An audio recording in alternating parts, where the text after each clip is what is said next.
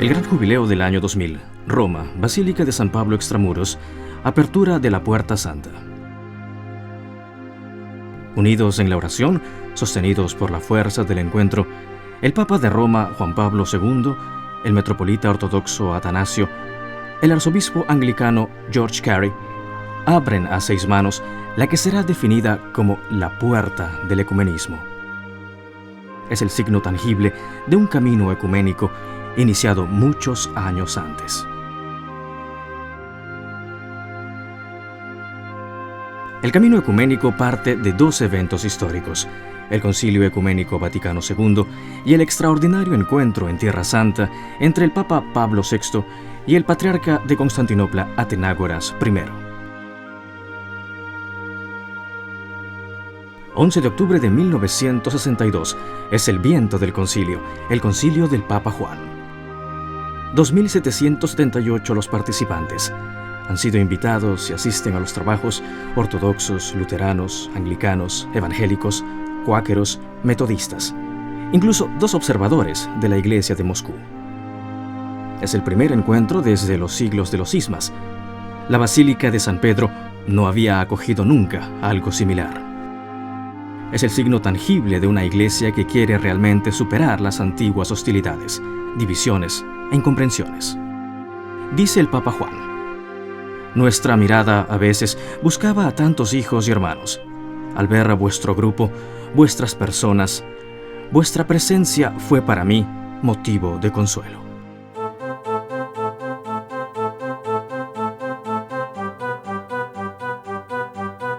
...5 y 6 de enero de 1964. En Jerusalén, Pablo VI, el sucesor de Papa Juan XXIII, encuentra a Atenágoras I, patriarca ecuménico de Constantinopla, primado de honor entre los 9 patriarcas de la Iglesia Ortodoxa.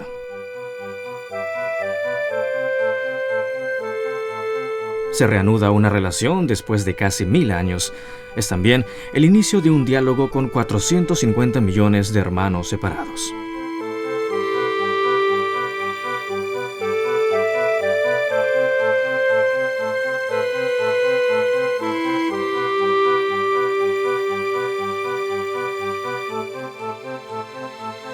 Predicat vos omnipotens Deus, Pater, et Filius, et Spiritus Sanctus.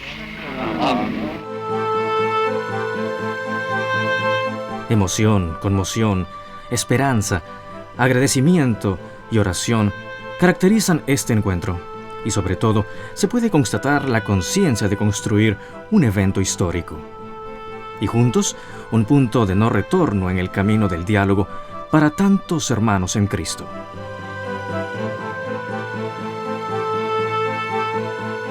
Dice Atenágoras I: desde hace siglos el mundo cristiano vive en la noche de la separación. Sus ojos están cansados de mirar en la oscuridad. Pablo VI recuerda: Vi dirò che ho avuto la grande fortuna questa mattina.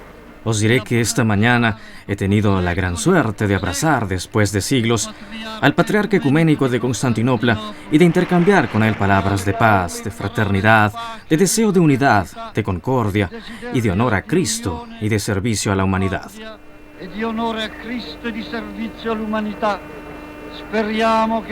Esperamos que estos inicios produzcan buenos frutos, que la semilla germine y madure. Recibid ahora mi bendición en el nombre del Padre, del Hijo y del Espíritu Santo. Sea alabado Jesucristo.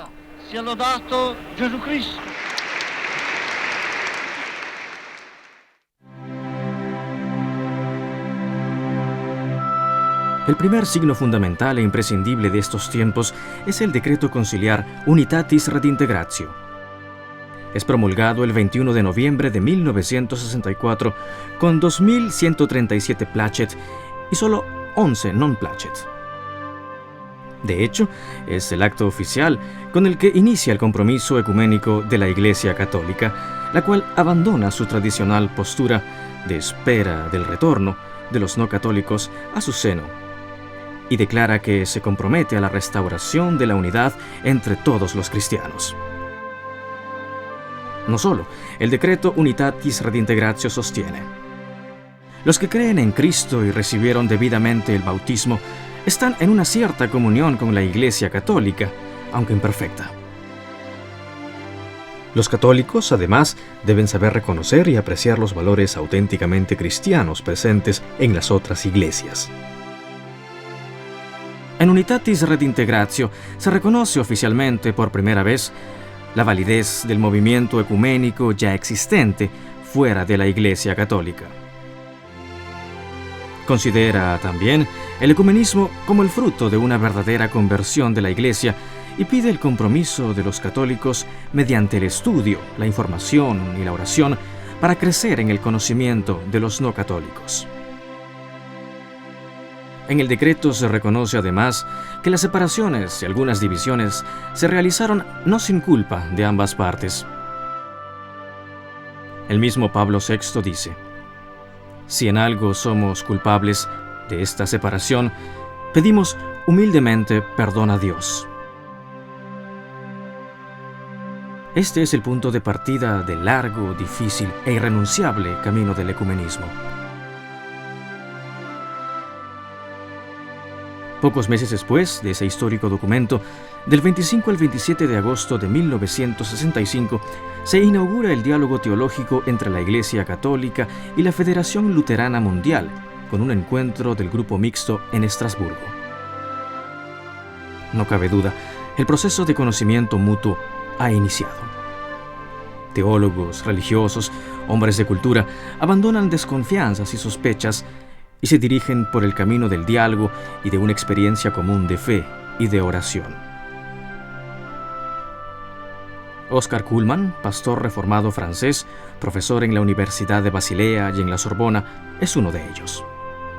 Afirma: es un particular privilegio haber participado como huésped personal y observador protestante en el Concilio Vaticano II y haber vivido con los padres conciliares diariamente.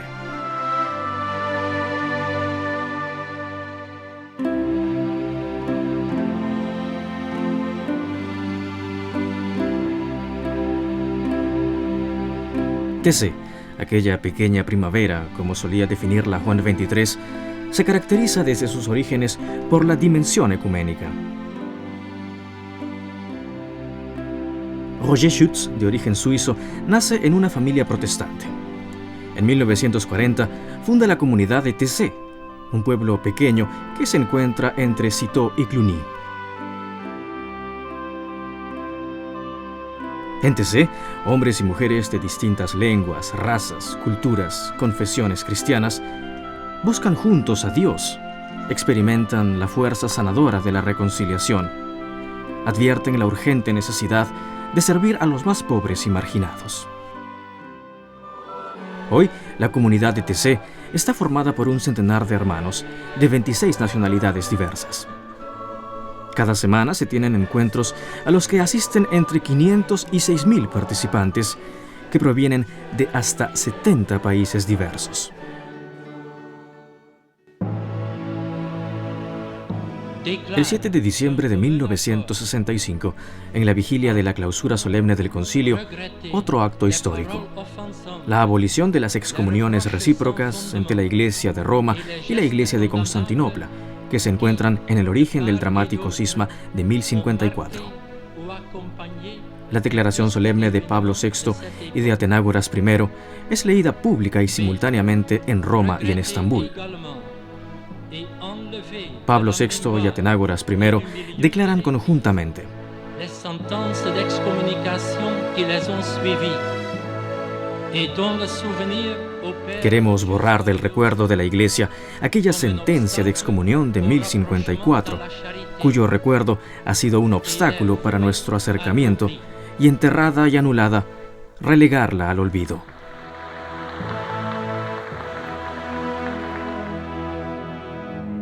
De oriente a occidente, el camino ecuménico es como una antigua ruta que atraviesa y une a la Europa moderna.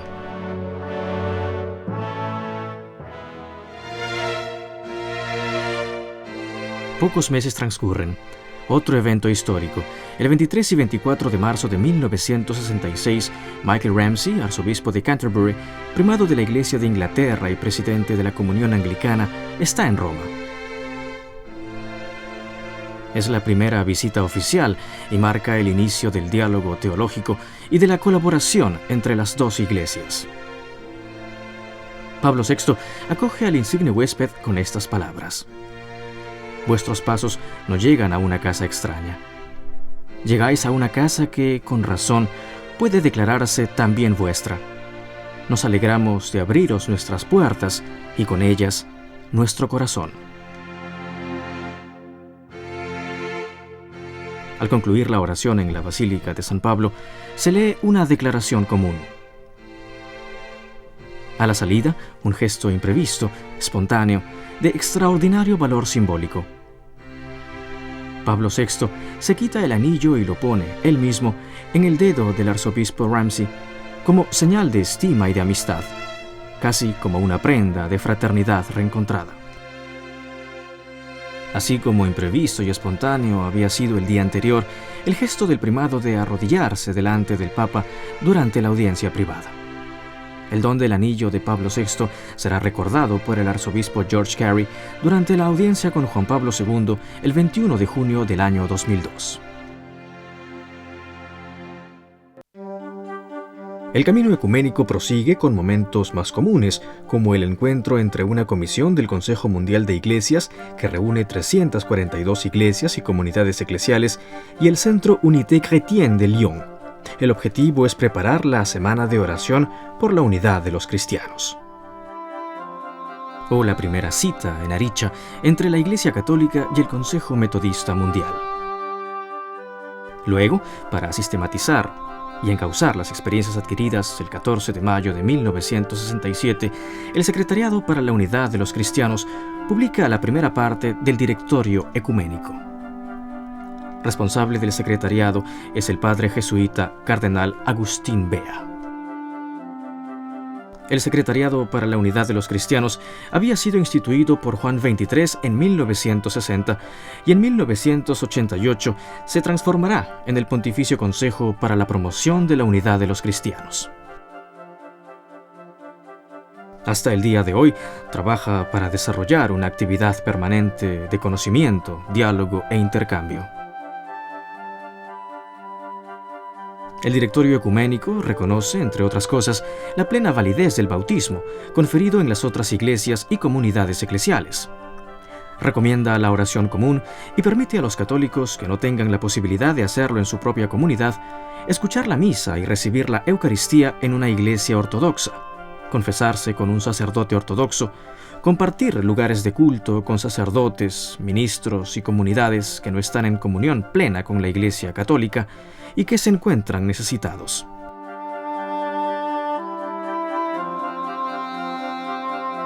El diálogo continúa. 3 de mayo de 1967. Pablo VI encuentra en la Capilla Sixtina al Catholicos Coren I, patriarca de la Iglesia Apostólica Armenia. El objetivo del encuentro es reflexionar juntos acerca del gran asunto de la restauración de todos los cristianos en la única iglesia querida por Cristo. 25 y 26 de julio de 1967. Pablo VI vuela a Estambul para visitar al patriarca de Constantinopla, Atenágoras I. Es un viaje histórico que parece dejar atrás, de una vez por todas, los siglos oscuros del silencio y de las enemistades. En la Catedral Católica del Espíritu Santo de Estambul, Pablo VI dice: ayudadnos todos, pastores y Grey, en la gran tarea que hemos emprendido y que ha sido uno de los motivos determinantes de nuestro viaje: la restauración de la unidad de los cristianos. Después de la visita a la antigua iglesia de Santa Sofía, el Papa y Atenágoras, de la mano, entran en la Catedral Ortodoxa de San Jorge. Dice el patriarca: el Señor nos ha conducido de etapa en etapa y nos ha obligado a confrontarnos con los signos dolorosos de nuestra historia común, y nos ha ordenado quitar de en medio nuestro el telón de la división. Solo 3 meses después, el patriarca de Constantinopla devuelve la visita. El 26 de octubre de 1967, Atenágoras está en Roma. El patriarca de Constantinopla en la Basílica de San Pedro. Un evento histórico, solemne, emocionante, lleno de esperanza para todos. Pablo VI lo acoge con un abrazo triple y conmovido.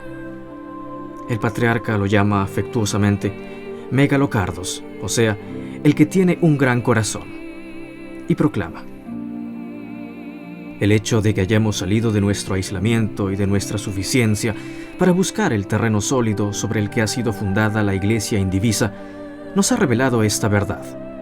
Lo que nos une es mucho más de lo que nos separa. Atenágoras I luego visita a la tumba de Juan XXIII, depositando allí un cofre con 3 espigas y un mensaje de su puño y letra. Si el grano de trigo no cae en la tierra y muere, queda solo, pero si muere, produce mucho fruto. Y los frutos, aunque tímidamente, comienzan a producirse también en la lejana tierra rusa. Del 9 al 13 de diciembre de 1967, en Leningrado, se tiene el primer encuentro histórico entre los representantes de la Iglesia Católica y la Iglesia Ortodoxa rusa sobre el tema de la doctrina social.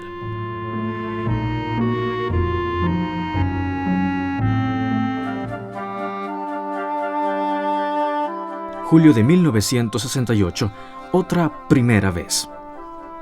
Por primera vez, una delegación católica participa en la Asamblea General del Consejo Mundial de Iglesias que se tiene en Uppsala.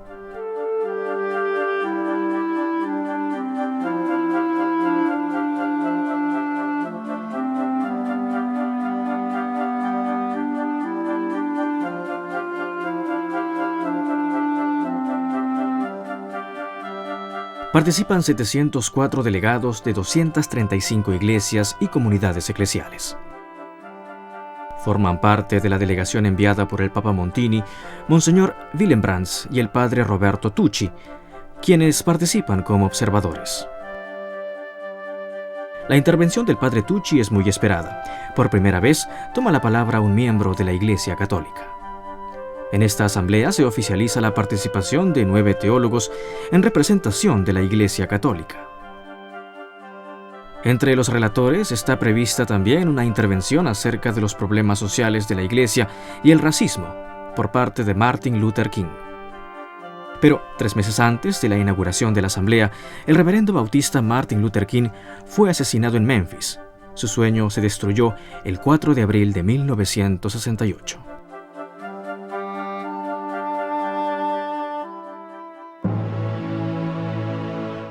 Aquel encuentro fue el signo precursor del paso sucesivo, un paso difícil. 10 de junio de 1969, Pablo VI visita en Ginebra la sede del Consejo Mundial de Iglesias, organismo de colaboración entre las iglesias y comunidades eclesiales ortodoxas, anglicanas y protestantes.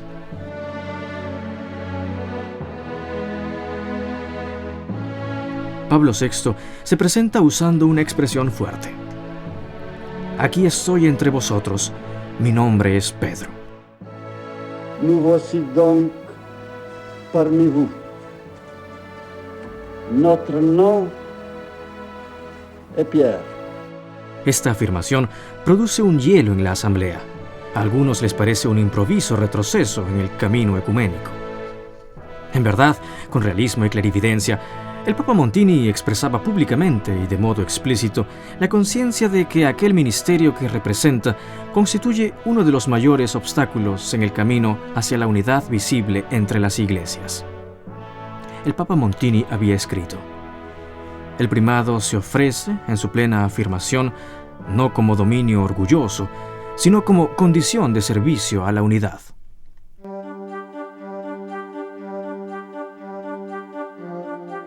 Mientras tanto, los momentos de reflexión y de diálogo se siguen intensificando. En enero de 1970 se tiene el primer encuentro de la Comisión Internacional Anglicano-Católica, preparada en Gazzada y celebrado en Windsor. El 16 de abril de 1970, el Secretariado para la Unidad de los Cristianos publica la segunda parte del Directorio Ecuménico.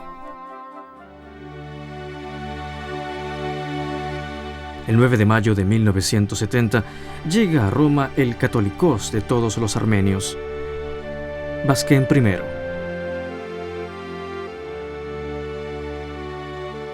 Pablo VI dice: durante estos días bendecidos por Dios, como los discípulos de Maús, hemos sentido arder nuestro corazón, y como ellos, hemos reconocido la presencia del Señor entre nosotros.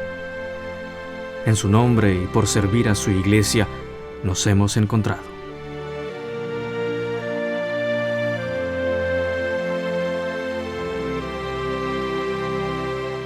El 25 de octubre de 1971 llega a Roma el patriarca siro-ortodoxo de Antioquía, Mar Ignatius Jakub III. Este encuentro marca una nueva etapa en las relaciones entre la Iglesia Católica y la Iglesia siro-ortodoxa. El patriarca y el Papa Pablo VI firman una declaración común que busca resolver algunas de las controversias tradicionales sobre el tema cristológico.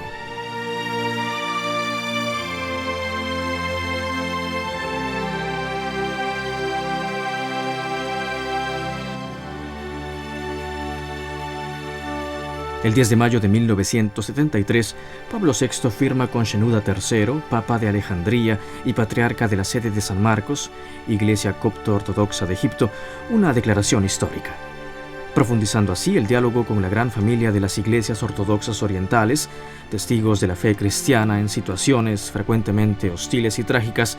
Se busca superar la disputa cristológica que ha caracterizado desde el siglo V la división de estas iglesias del resto de la cristiandad.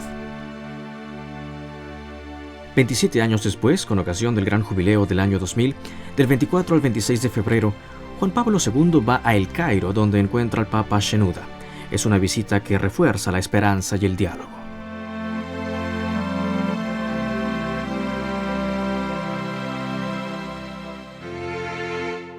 El 14 de diciembre de 1975 llega a Roma una delegación oficial del Patriarcado Ecuménico de Constantinopla, guiada por el metropolita Melitón. El encuentro entre Melitón y Pablo VI pasará a la historia. Al final de la celebración eucarística, Pablo VI se acerca al metropolita y le besa los pies. Es un gesto inesperado e inusitado. Los presentes quedan sorprendidos y admirados. Se escucha un prolongado aplauso.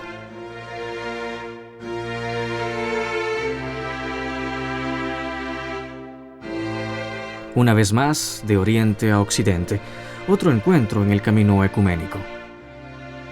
28 y 29 de abril de 1977, visita a Roma del primado anglicano Frederick Donald Coggan, arzobispo de Canterbury.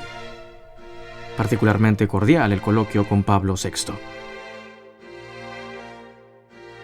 Al final del encuentro se firma la declaración común, que establece el inicio del diálogo teológico entre las dos iglesias. Se anima a la Comisión Internacional Anglicano-Católica a continuar la colaboración para buscar, se lee, la posibilidad de traducir la convergencia teológica en frutos concretos que podrían enriquecer la vida de la comunidad.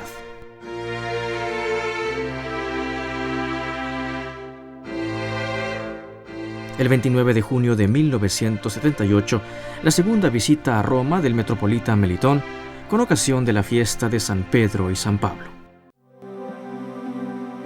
Será este el último encuentro ecuménico de Pablo VI. El 6 de agosto de 1978, el Papa Pablo VI, que con el Papa Juan ha abierto los primeros surcos en el campo todavía sin cultivar del ecumenismo, entrega su alma al Padre. Y muchos, con el tiempo, recordarán llenos de reconocimiento y amor a aquel pontífice que tanto ha sembrado, que tanto ha dado y hecho por la unidad de todos los cristianos. Después de él, el Papa de la Sonrisa, el humilde Papa Luciani, que durará casi el breve momento de un suspiro. Justo el tiempo de encontrar, y ante el estupor y el desconcierto general, ver expirar casi entre sus brazos al metropolita Nicodim de Leningrado, en visita oficial a Roma. El nuevo Papa, Juan Pablo II, prosigue el recorrido ecuménico de sus dos predecesores. El 29 y 30 de noviembre de 1979, a un año de su elección, Juan Pablo II va a Estambul con ocasión de la fiesta de San Andrés Apóstol. Encuentra al patriarca Dimitrios.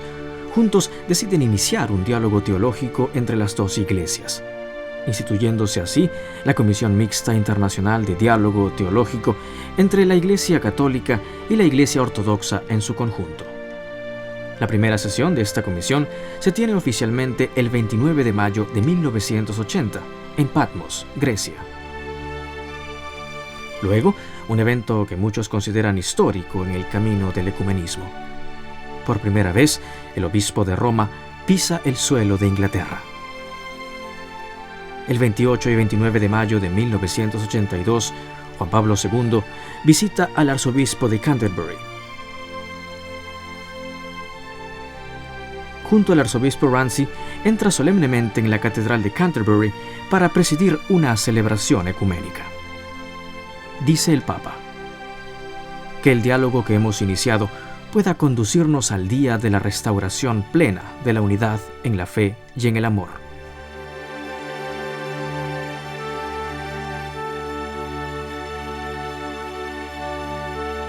...12 de junio de 1984... visita de Juan Pablo II a Ginebra.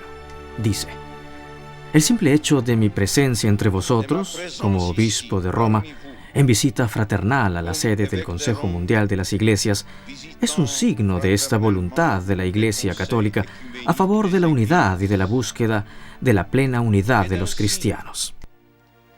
De cette volonté d'unité. Después, Juan Pablo II no desaprovecha la ocasión para visitar también al centro ortodoxo de Chambézy del Patriarcado Ecuménico. Un centro que en aquellos años difíciles para el Patriarcado Ecuménico y para las iglesias ortodoxas, limitadas en su libertad y en su testimonio evangélico, realizaba una importante función de puente y de contacto con la Iglesia Católica. En esos mismos días llega a Roma el patriarca Ciro Ortodoxo de Antioquía y de todo el Oriente, Mar Ignatius Saca Iwas I. Se firma una importante declaración común en la que, entre otras cosas, se subraya la urgencia de un testimonio cristiano común frente al desafío del materialismo que empobrece al hombre contemporáneo.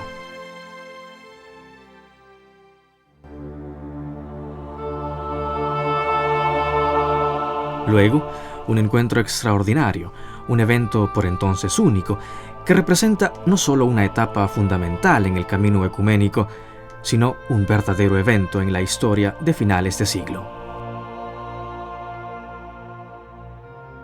Es el 27 de octubre de 1986. Juan Pablo II invita a Asís a los representantes de las mayores iglesias cristianas y de las grandes religiones para una oración común por la paz. Participan, además de los católicos, 50 representantes de las iglesias y comunidades eclesiales y 60 representantes de las otras religiones mundiales.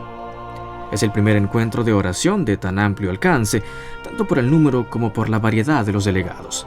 Durante el mismo, los cristianos y los representantes de las otras religiones rezan separadamente, pero en el mismo espíritu. Para muchos, esta es una etapa fundamental en la historia de los encuentros de carácter religioso.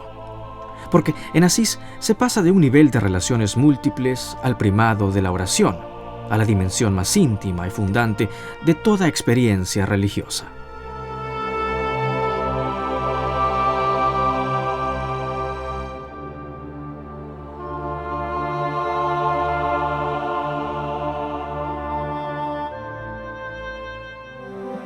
Del oriente al occidente, del norte al sur del mundo, el camino ecuménico prosigue en África. El 12 de septiembre de 1988, Zimbabue hospeda un encuentro ecuménico de oración. El encuentro se tiene en la Catedral Anglicana de Bulawayo. La oración común es introducida por el obispo anglicano Theophilus Nayedi. Juan Pablo II dice: sobre todo en los últimos 30 años, el Espíritu Santo ha suscitado en el corazón de los creyentes el arrepentimiento por los errores del pasado, el deseo nuevo de superar las divisiones, un entusiasmo renovado para trabajar juntos como hermanos y hermanas en la viña del Señor.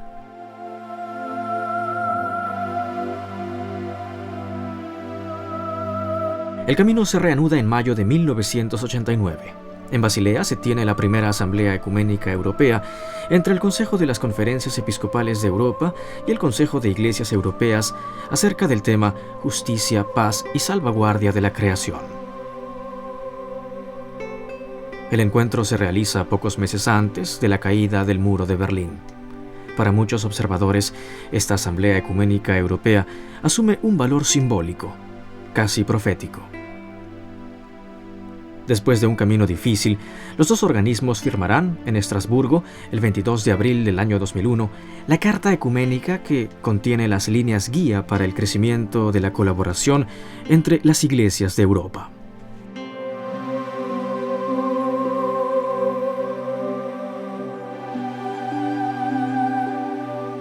El camino ecuménico se dirige nuevamente a África. El 10 de febrero de 1993, en Khartoum, Sudán, Juan Pablo II encuentra a representantes coptos y protestantes, miembros de las religiones tradicionales y del Islam.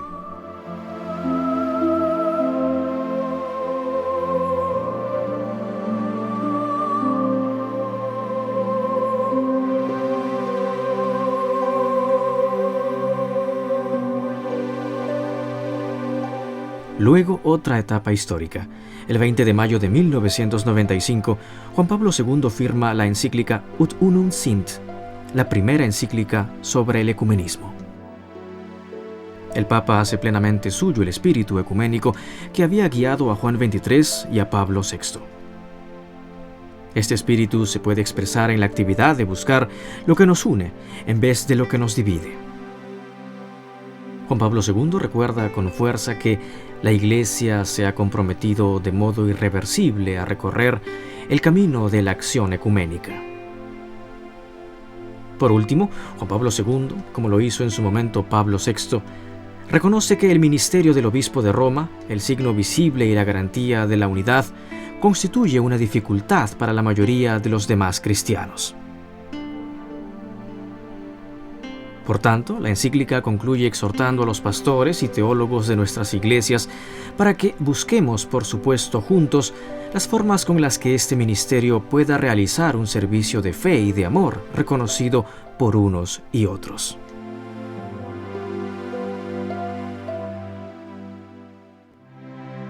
Pocas semanas después, del 27 al 29 de junio de 1995, el patriarca de Constantinopla, Bartolomé I, se encuentra en Roma con ocasión de la fiesta de San Pedro y San Pablo. Bartolomé I, elegido patriarca ecuménico en 1991, ha tenido que administrar uno de los momentos más difíciles en las relaciones ecuménicas entre los cristianos de Oriente y los de Occidente, después de que las propuestas enunciadas por la Comisión Católica Ortodoxa en el documento de Balamant acerca de las iglesias orientales católicas no fueron acogidos. El momento central de la visita es la celebración ecuménica en la Basílica de San Pedro. El Papa se dirige al patriarca de Constantinopla con las siguientes palabras: Cristo ci invia insieme, affinché insieme Cristo nos envía juntos para que juntos le demos testimonio. No podemos, pues, permanecer separados. Debemos caminar juntos, pues esta es la voluntad de nuestro Señor.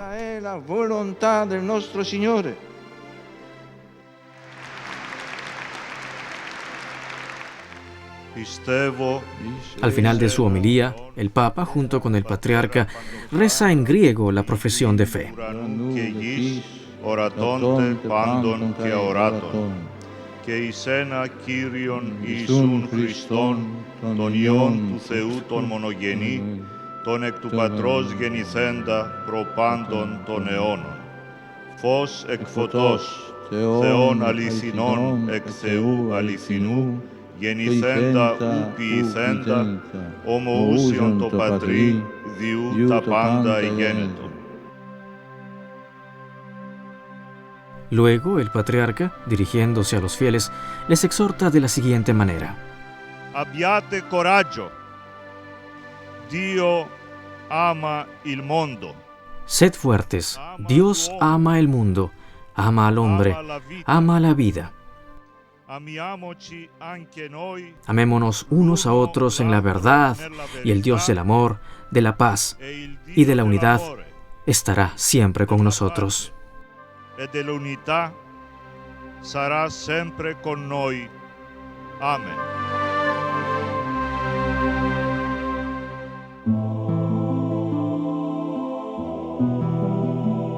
Un año y medio después, el Catholicos Carequín I, patriarca supremo de todos los armenios, hace una visita de peregrinaje a Roma del 10 al 13 de diciembre de 1996.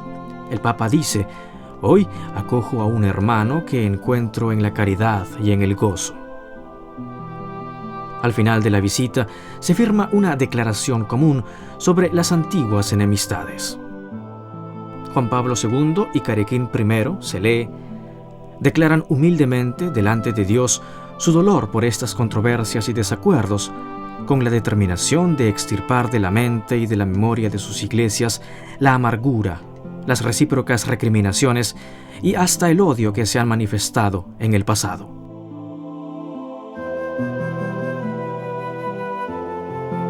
Pocas semanas después, el 25 de enero de 1997, es el Catholicos de Cilicia de los armenios, Aram I, quien visita al Santo Padre y participa con él en la celebración conclusiva de la Semana de Oración por la Unidad de los Cristianos en la Basílica de San Pablo.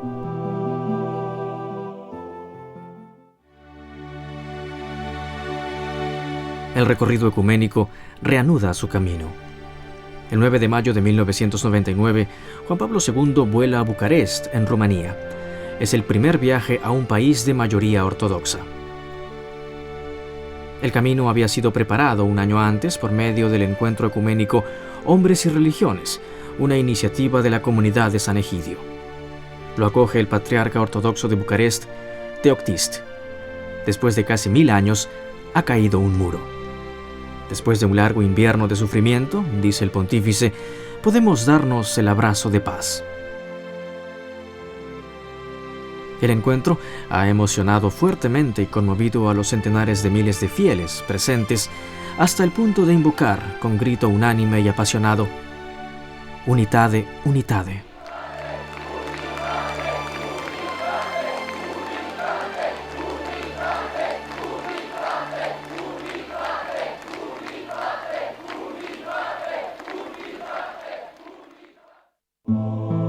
De Oriente a Occidente, 31 de octubre de 1999, se recibe oficialmente la Declaración Conjunta sobre la Doctrina de la Justificación entre la Iglesia Católica y la Federación Luterana Mundial.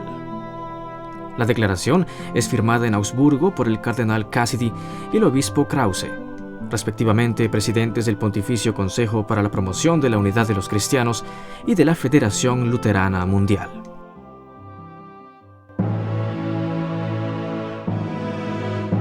Luego, otro evento que será histórico en el ya largo camino del ecumenismo. 18 de enero del año 2000, apertura a 6 manos de la Puerta Santa del Gran Jubileo del año 2000 en la Basílica Romana de San Pablo Extramuros. Ante un numeroso grupo de delegados fraternos en representación de 22 iglesias y comunidades eclesiales, entre otros, el presidente de la Federación Luterana Mundial, el obispo Krause, los representantes del Consejo Metodista Mundial y del Consejo Mundial de Iglesias. Terminada la lectura del texto preparado, el Papa recuerda de forma espontánea el grito de la multitud durante su visita a Bucarest. Unidade, unidade. Questo grito che ho sentito in Bucarest durante la mia visita. Unitate, unitate. Este grito que escuché en Bucarest durante mi visita resuena como un fuerte eco. Unitate, unitate, gritaba el pueblo reunido durante la celebración eucarística. Todos los cristianos, católicos, ortodoxos y protestantes, evangélicos, todos gritaban juntos: unitate, unitate. Grazie per questa voce Gracias por estas voces consoladoras de nuestros hermanos y hermanas. Tal vez también nosotros podemos salir de esta basílica gritando como ellos: Unidad, unidad, unidad, unidad. Unity. Unity. Thank you. 2 meses después, el 12 de marzo del año 2000, otra jornada histórica. Basílica de San Pedro, liturgia del perdón. Toda la Iglesia Católica, en oración con el sucesor de Pedro, pide perdón, de rodillas, delante a Dios. Dice Juan Pablo II, con gran inspiración, como sucesor de Pedro, pido que en este año de misericordia, la Iglesia se arrodille delante de Dios e implore el perdón por los pecados pasados y presentes de sus hijos. Y concluye: perdonamos y pedimos perdón.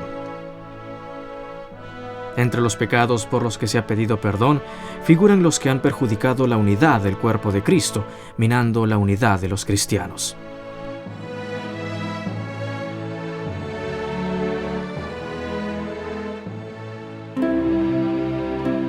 Dos meses después, el 7 de mayo del año 2000, otro evento que permanecerá en la historia del ecumenismo: la celebración ecuménica en el Coliseo para recordar el sacrificio de los testigos de la fe del siglo XX.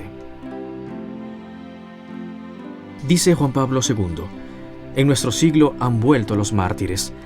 El testimonio dado a Cristo hasta el derramamiento de la sangre se ha convertido en patrimonio común de católicos, ortodoxos, anglicanos y protestantes. Se hacen presentes más de 30 delegaciones de las otras iglesias y comunidades eclesiales. El aspecto particular del evento ecuménico es subrayado por una serie de 16 lecturas de testimonios. Junto a los diversos testimonios católicos de los 5 continentes, se leen también historias de testigos de otras iglesias y comunidades eclesiales. Estos santos sin fronteras han proclamado con su martirio y a una sola voz la fe y el amor en un solo Señor, Jesucristo.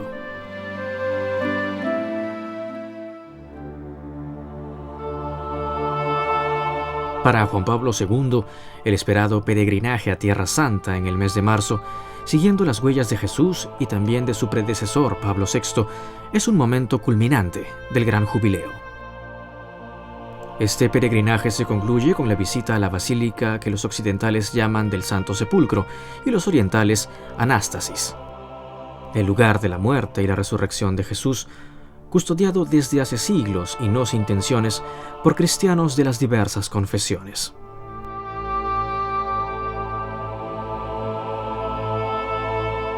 Aquí, dice el Papa, junto al Santo Sepulcro y al Gólgota, mientras renovamos nuestra profesión de fe en el Señor resucitado, podemos siquiera dudar que, en el poder del Espíritu de la vida, nos será dada la fuerza para superar nuestras divisiones y trabajar juntos para construir un futuro de reconciliación, de unidad y de paz.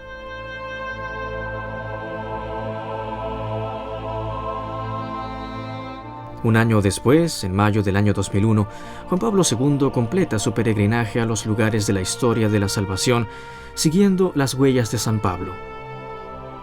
Llega así a Grecia, donde se encuentra con su beatitud Cristódulos, arzobispo de Atenas y toda Grecia, y van juntos al Areópago, el lugar del famoso discurso del apóstol de las gentes ante los sabios atenienses. En el mensaje común dirigido a los cristianos y a los pueblos de Europa, el anuncio misionero de la salvación que viene de Cristo se une al compromiso por el diálogo y la reconciliación. Luego, el 5 de mayo en Damasco, Siria, el Papa, acompañado por los patriarcas y los obispos católicos de la región, encuentra a los patriarcas greco-ortodoxo y siro-ortodoxo de Antioquia y de todo el Oriente, y a representantes de las otras iglesias y comunidades eclesiales en un clima fraternal que refleja las óptimas relaciones ecuménicas en el país. 24 de enero del año 2002, Asís, jornada de oración por la paz. Juan Pablo II invita a los representantes de todas las religiones del mundo, por segunda vez, a ir a Asís para responder a cuantos pretenden sembrar el terror y desencadenar la guerra en el nombre de Dios. Viaja en tren junto a los representantes de las otras iglesias y comunidades cristianas. Le acompañan 3 patriarcas: Bartolomé, patriarca ecuménico, el patriarca greco-ortodoxo de Antioquia y de todo el Oriente, Ignacio IV Hazim, y el patriarca asirio del Oriente, Mar Dinka IV. Dice Juan Pablo II: nunca más la violencia, nunca más la guerra, nunca más el terrorismo. En el nombre de Dios, cada religión traiga a la tierra la justicia y la paz, el perdón, la vida y el amor.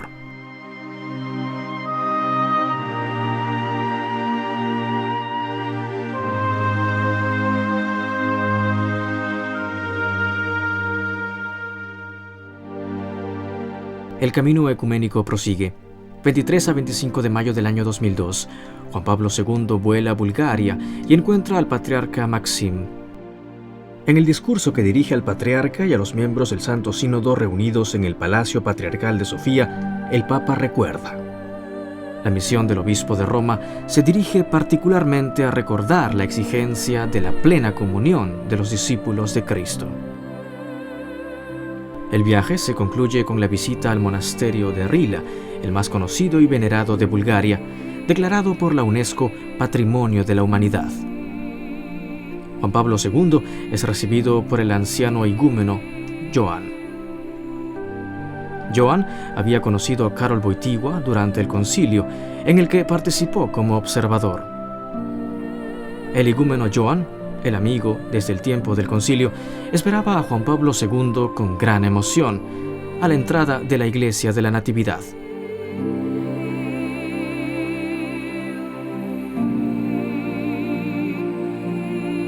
Mientras tanto, en estos años, el Patriarcado de Constantinopla promueve una serie de simposios ecuménicos itinerantes sobre el tema religión, ciencia y ambiente.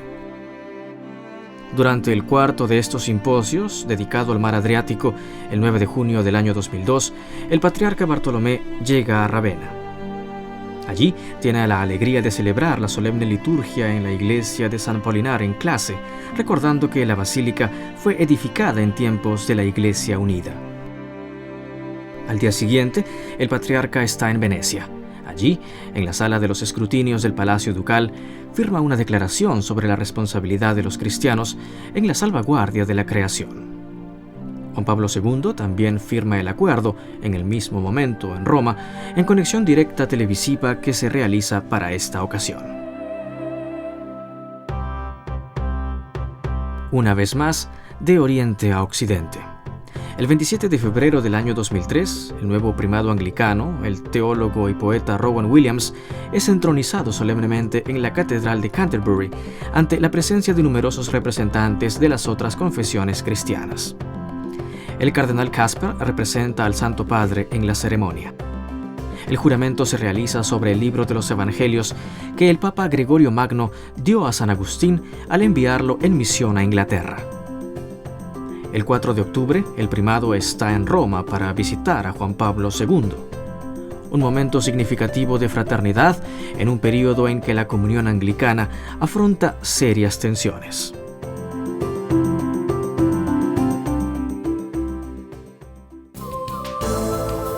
Mayo de 2004. El ecumenismo no es solo del vértice, sino también de la base. En un periodo en el que las discusiones sobre la intercomunión son particularmente vivas entre los católicos de lengua alemana, en Alemania, precisamente en Stuttgart, se encuentran los representantes de 150 movimientos de diversas confesiones cristianas. Focolares de Chiara Lubich, San Egidio de Andrea Riccardi, Schoenstatt, grupos protestantes y ortodoxos afirman juntos su compromiso en las obras de la unificación de la nueva Europa.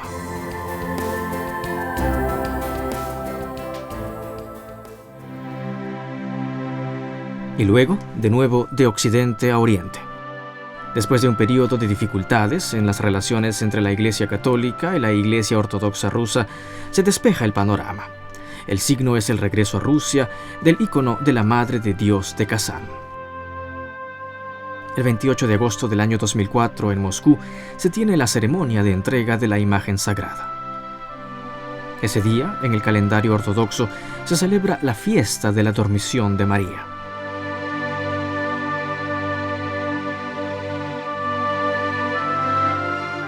En la Catedral de la Dormición, el cardenal Casper entrega al patriarca de Moscú, Alexis II, el ícono de la Madre de Dios de Kazán. Componen la delegación, entre otros, el hermano Enzo Bianchi, prior del monasterio de Bose, y el profesor Andrea Riccardi, fundador de la comunidad de San Egidio. El cardenal Casper también entrega al patriarca Alexis una carta del Santo Padre, en la que se lee: por un insondable designio de la divina providencia, durante los largos años de su peregrinación, la Madre de Dios, en su sagrado ícono conocido como Kazanskaya, ha reunido en torno a sí a los fieles ortodoxos y a sus hermanos católicos de otras partes del mundo. El obispo de Roma ha orado ante este sagrado ícono, pidiendo que llegue el día en que todos estemos unidos y podamos proclamar al mundo, con una sola voz y en una comunión visible, la salvación de nuestro único Señor y su triunfo sobre todas las fuerzas del mal que atacan nuestra fe y nuestro testimonio de unidad.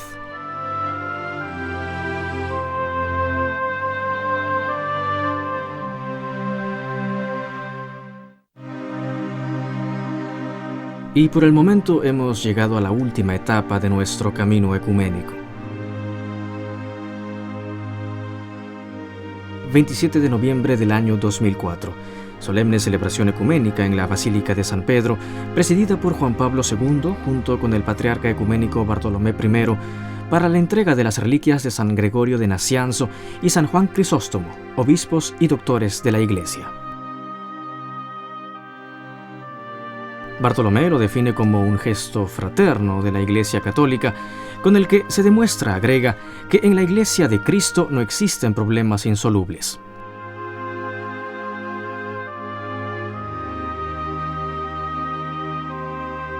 Las reliquias de los santos, tanto para Roma como para Constantinopla, en cuanto a expresión de la Iglesia indivisa, son de particular significado para los orientales. Gregorio Nacianceno y Juan Crisóstomo fueron arzobispos de Constantinopla, o sea, predecesores de Bartolomé, que califica como histórico el gesto de Juan Pablo II. Y Juan Pablo II afirma que jamás me cansaré de buscar firme y decididamente esta comunión entre los discípulos de Cristo. Un gesto que el mismo Bartolomé I había solicitado al final de junio del año 2004, durante su visita a Roma para la solemnidad de San Pedro y San Pablo.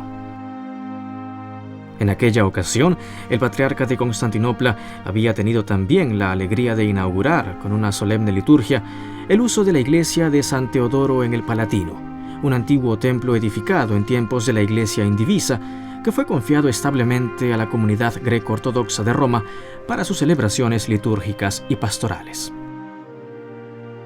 El 1 de julio del año 2004, la inauguración solemne realizó un deseo manifestado por primera vez por parte del patriarca Atenágoras I a Pablo VI durante uno de sus históricos encuentros.